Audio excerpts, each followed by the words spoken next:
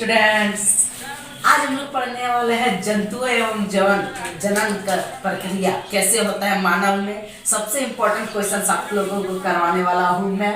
Class 8 का आप लोगों को करवाना, जो जैक बोर्ड में जो 8 के जो बच्चे देते हैं उसमें बहुत हेल्प करने वाला है आपको। और यकीन कीजिए मुझ पर कि इससे बाहर एक भी क्वेश्चन नहीं आएंगे अगर आप इन्हीं चैप्टर का सबसे अच्छे तरीके से प्रैक्टिस कर लेते हो। और ऊपर से मैं क्वेश्चंस जो प्रैक्टिस कराऊंगा उन सबको कॉन्सेप्ट भी आप लोगों को बताऊंगा। इससे पूरा आपका कॉन्सेप्ट क्लियर हो जाएगा तो आप एग्जाम में पढ़ के आओगे। इसी के साथ स्टार्ट द वीडियो। तो सबसे पहला हमारा जो क्वेश्चन है, क्वेश्चन का चार्ट मैं इधर लगा दूंगा, टेंशन मत लीजिए अगर आपको लिखा हुआ नहीं दिखता है तो। ठीक है, तो सबसे पहला हमारा क्वेश्चन है आंतरिक निषेचन कहाँ होता है। आंतरिक निषेचन, तो सबसे पहले हम लोग सीखते हैं कि निषेचन क्या होता है। निषेचन क्या होता है? निषेचन का मतलब होता है फर्टिलाइजेशन। निषेचन का इंग्लिश क्या होता है? फर्टिलाइजेशन। मतलब फर्टिलाइजेशन का मतलब होता है कि जो भी जंतु है उसका जनन की प्रक्रिया किसके अंदर होती है, किस वस्तु के अंदर, प्राणी के अंदर होती है। किस प्राणी के अंदर होती है? जैसे हम लोग ह्यूमंस में देख रहे हैं, हम लोग लोगों में देख रहे हैं, जंतुओं में, तो किसके अंदर होते हैं? मादा के अंदर। मादा के शरीर के अंदर हमारा जनन की प्रक्रिया होती है। ऊपर नीचे मत करो, ऐसे होल्ड करके रखना, ठीक है। किसके अंदर होता है? मादा के शरीर के अंदर होता है। तो ऑप्शंस हम लोग देख लेते हैं। सबसे पहला हमारा है मादा के शरीर के अंदर। मादा के शरीर के अंदर दूसरा है मादा के शरीर के बाहर। मादा के शरीर के बाहर। और तीसरा है पुरुष के शरीर के अंदर। पुरुष के शरीर के अंदर।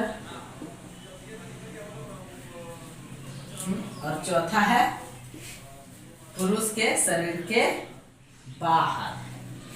तो अभी हम लोग बताएं, चलिए एक मैं डायग्राम के साथ आप लोगों को बता देता हूँ। ऐसे में वैसे तो मुझे उतना अच्छा से डायग्राम नहीं आता, लेकिन फिर भी मैं आप लोगों के लिए बताता हूँ। ऐसे डायग्राम जो फीमेल रिप्रोडक्टिव सिस्टम का होता है, ऐसे कुछ इस प्रकार का होता है, वो कुछ इस प्रकार का होता है।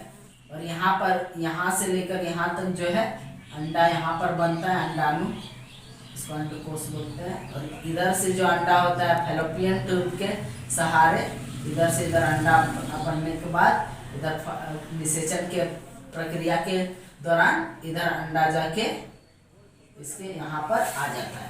तो उसी के अंदर, और ये क्या है? मादा के जनन की पार्ट है। तो हमारा ऑप्शन क्या हो जाएगा? फर्स्ट नंबर से ही हो जाएगा, मादा के शरीर के अंदर।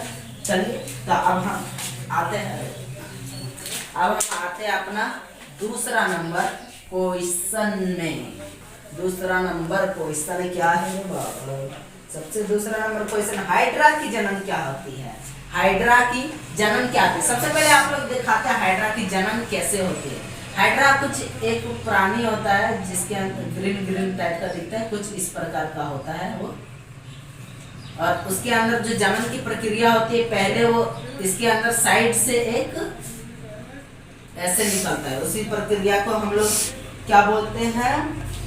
मुकुलन बोलते हैं। मुकुलन साइड से इसका एक छोटा सा निकलता है, फिर धीरे धीरे ये क्या होता है? बड़ा होने लगता है, ऐसे बड़ा होने लगता है ऐसे। फिर और क्या होता है? और भी बड़ा होने लगता है ये। और एक समय ऐसा आता है बड़ा होते होते कि ये अपने मेन जो पार्ट है, मेन पार्ट से अलग हो जाता है। क्या होता है? अलग हो जाता है। ऐसे ही क्या होता है? जनन होता है किसके अंदर? हाइड्रा के अंदर। तो यहाँ पर इस प्रक्रिया को क्या बोलते हैं हम लोग? मुकुलन। क्या बोलते हैं? मुकुलन। ठीक है, तो हम लोग आइए ऑप्शंस देखते हैं। यहाँ पर इस क्वेश्चन का ऑप्शन क्या हो जाएगा? फर्स्ट नंबर ऑप्शन है बहुविभाजन।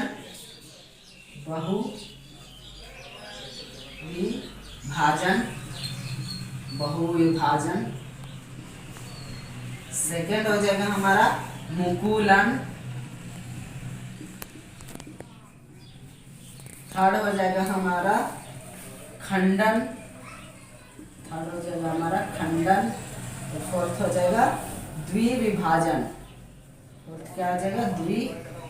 द्विविभाजन, विभाजन। तो फर्स्ट प्रक्रिया तो बहुविभाजन होगा ही नहीं किसी भी हालत में। सेकंड मुकुलन 100% सही है, अभी मैंने आप लोगों को बताया, आप लोगों ने सही भी कर दिया होगा, मुझे विश्वास है आप लोगों के ऊपर। थर्ड तो खंडन एकदम नहीं होता है, विभाजन एकदम नहीं होता है, द्विविभाजन। तो ठीक है, अब हम लोग नेक्स्ट क्वेश्चन की और अपने बढ़ते हैं। Just remove this question and coming to the next question, that is मादा युग्मनज तथा नर युग्मनज के संयोजन की विधि कहलाती है। मादा युग्मनज और नर युग्मनज की संयोजन की विधि कहलाती है। संयोजन मतलब जब मादा का जो अंडाणु होता है, मादा का अंडाणु और जो पुरुष का शुक्राणु होता है। शुक्राणु कैसे दिखता है? तो शुक्राणु का कुछ से इस प्रकार होता है, ऐसे ऐसे होता है शुक्राणु, और मादा का अंडाणु। अंडाणु जो दोनों एक साथ जाके मिलते हैं, ये जो शुक्र अंडाणु है इधर ऐसे आके मिलते हैं दोनों, तब क्या उसी प्रक्रिया को क्या बोलते हैं हम लोग?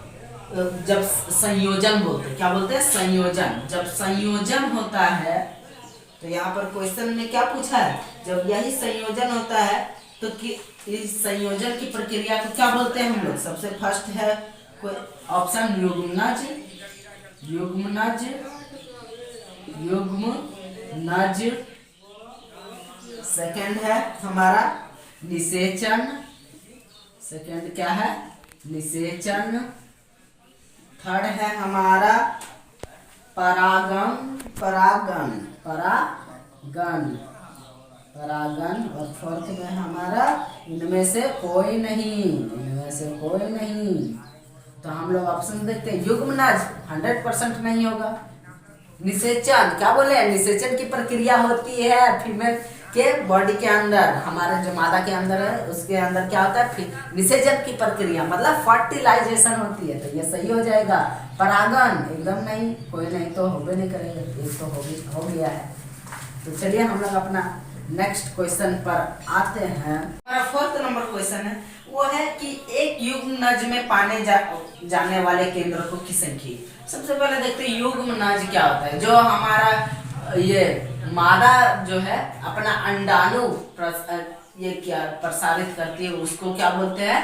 एक युग्मनज बोलते हैं। या मादा अपना अंडाणु का ये प्रसारित करता है, या पुरुष अपना शुक्राणु का करता है, तो उसको क्या बोलते हैं हम लोग?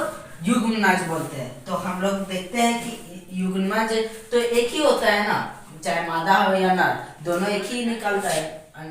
मादा जो है वो एक अंडाणु निकालते हैं, और ये जो नर जो है वो एक शुक्राणु का प्रसारित करता है। इसीलिए क्या होगा? कितने केंद्रकों का ये होता है? इन सब के अंदर केंद्रक कितने होते हैं? मतलब क्रोमोसोम कितना होता है? एक ही होता है इसका, दोनों का जाएगा। जब मिलके दोनों एक साथ जाके मिल जाए, दोनों मिलके एक करता है, एक मिलाता है। दोनों मेल और फीमेल दोनों मिला के क्या बनाता है? एक। तो इसीलिए हमारा ऑप्शन में है एक है। फर्स्ट नंबर ऑप्शन में एक, सेकंड नंबर ऑप्शन में क्या है? 2, थर्ड नंबर ऑप्शन में क्या है? 3, फोर्थ नंबर ऑप्शन में है 4। क्या हो जाएगा? एक होता है दोनों मिलके, तो एक नंबर सही हो जाएगा। चलिए अब हम अपना नेक्स्ट क्वेश्चन की ओर बढ़ते हैं। नेक्स्ट क्वेश्चन है, एक टेडपोल जिस प्रक्रिया प्रक्रम, ऊपर नीचे मत करो, एक साथ यहाँ ठीक आ रहा है। ऊपर नीचे करने से दिक्कत हो जाता है वहाँ एडिट करने में।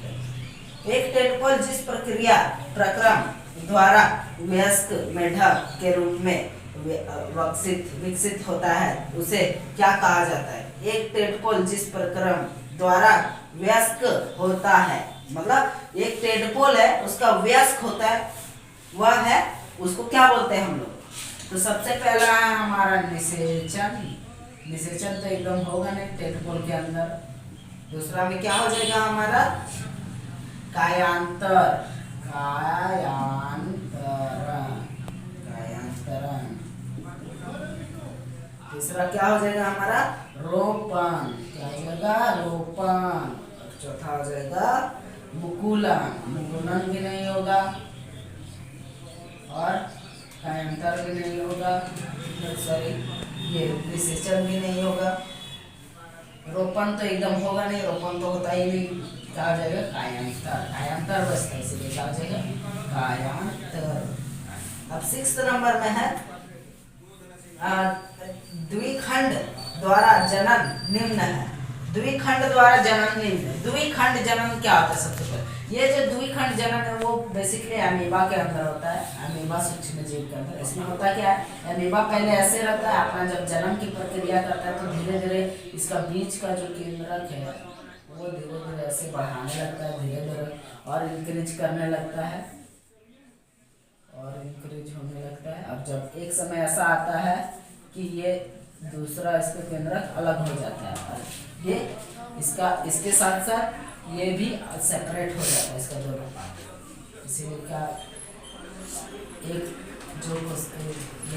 एक जो अमीबा है अब उसके बाद 2 अमीबा में बदल जाती है। चलिए तो अब देखते हैं हम लोग 7वां नंबर क्वेश्चन। सॉरी ऑप्शन तो करवाना ही भूल गया। फर्स्ट नंबर में hydra. Hydra. Hydra. Second number में है हमारा पैरामीशियम। पैरामीशियम। मीशियम। थर्ड नंबर में है हमारा रोपण। क्या है रोपण। और फोर्थ नंबर में क्या है अमीबा। क्या है अमीबा।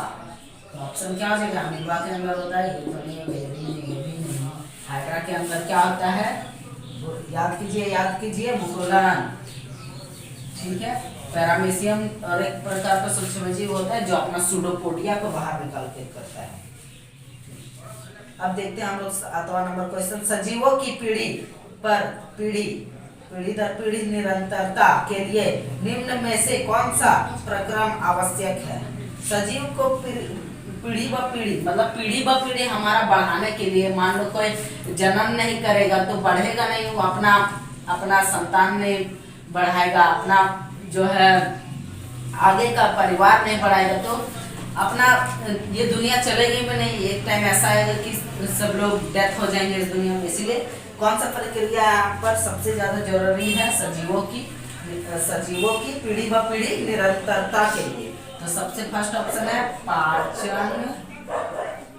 सेकेंड ऑप्शन है हमारा श्वसन। थर्ड ऑप्शन है जनन और फोर्थ ऑप्शन क्या है? बैक्टीरिया।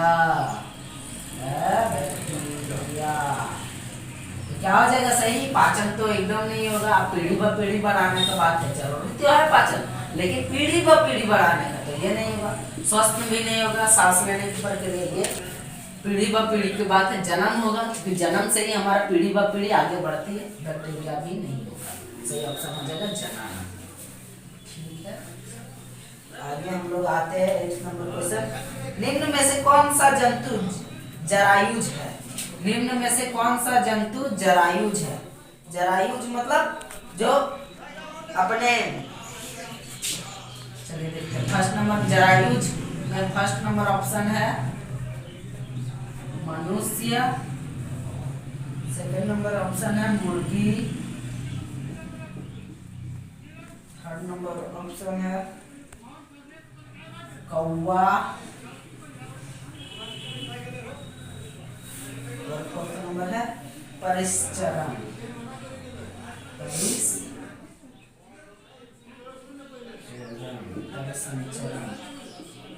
परिसंचरण।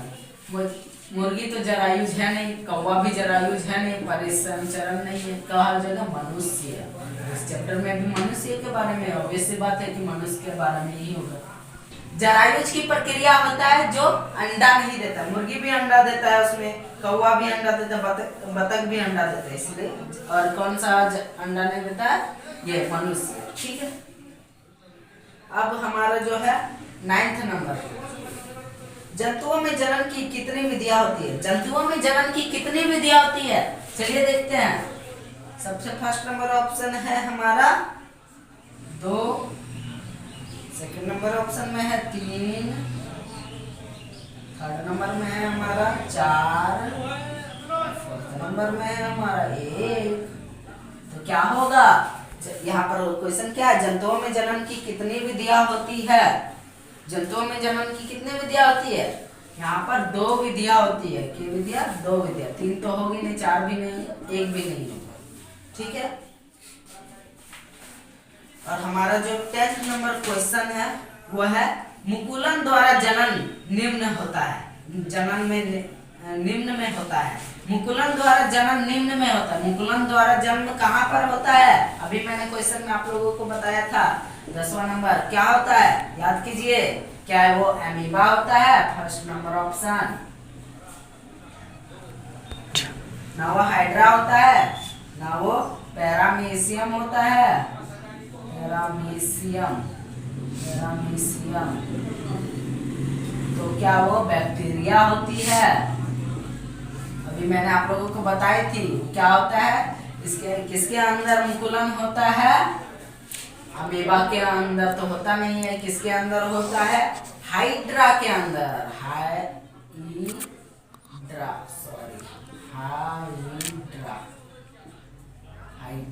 हाइड्रा के अंदर। तो ये सही हो गया, बाकी सब गलत।